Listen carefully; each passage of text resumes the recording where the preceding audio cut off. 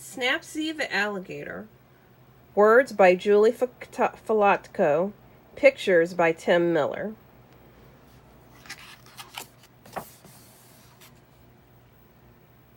Snapsy the Alligator wasn't feeling like himself.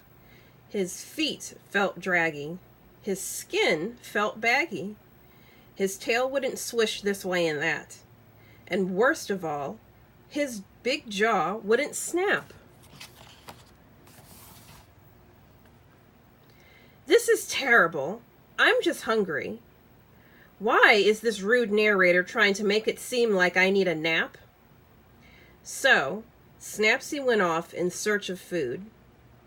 He walked along the edge of a pond.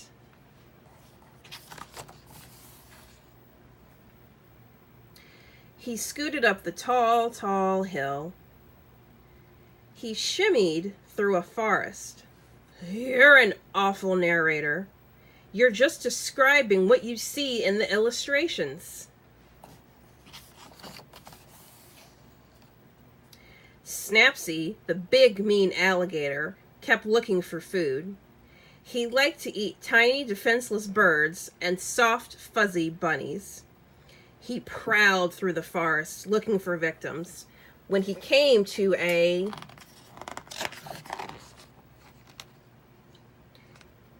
It's just a store, a grocery store. It's where I buy my food.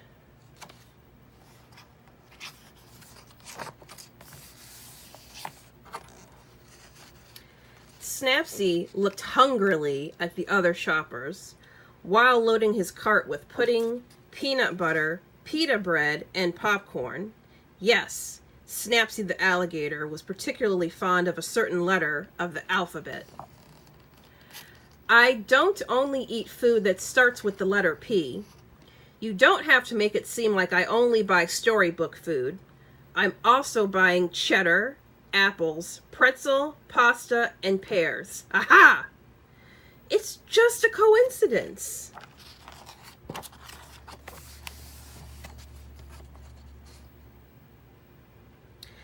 Snapsy, the big, mean, hungry alligator who only liked food that started with the letter P, carried his groceries back to the forest. Back down the hill, back around the pond, until he got to a surprisingly lopsided shack. Oh, you are really cheesing me off. It's my house. I built it myself, I'll say. Snapsy the Alligator took his groceries into his splinter-laden shed and slammed the door quite hard. He was inside, still inside. What was he doing in there? He was making crafty plans, while roasting innocent forest creatures that he already had stored in his freezer. Had he fallen asleep?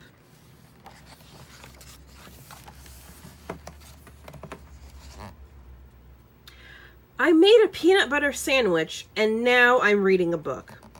Well, you have to come out. The story is really boring now. If you must know, I'm planning a party. Snapsy the Alligator, trying to better his reputation with the other animals, decided to throw a party. Snapsy vacuumed the rug. He made goodie bags for all his guests. Wait, those aren't goodie bags. He's just taking out the garbage. Snapsy should really put out goodie bags for his guests. They love those.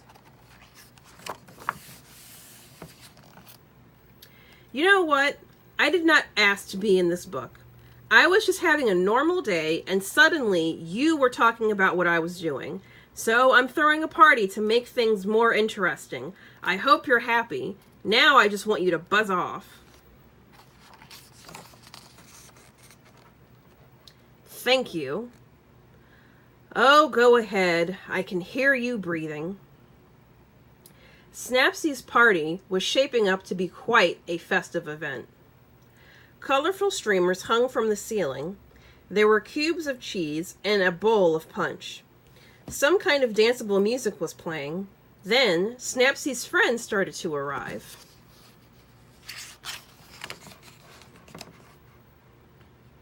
They were laughing and dancing.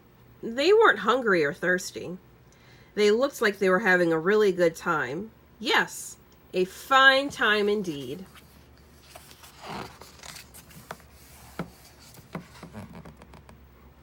Oh, all right. You can come in. Oh gosh, me? The humble narrator? Well, I don't know. Let me check my calendar. I suppose I could come for an hour or two. Someone has to demonstrate the proper dance steps. All the important guests had finally arrived, and while Snappy's sharp teeth were still glinting menacingly, he was actually a lovely host. Does anyone want pudding? Aha! Because pudding is really good.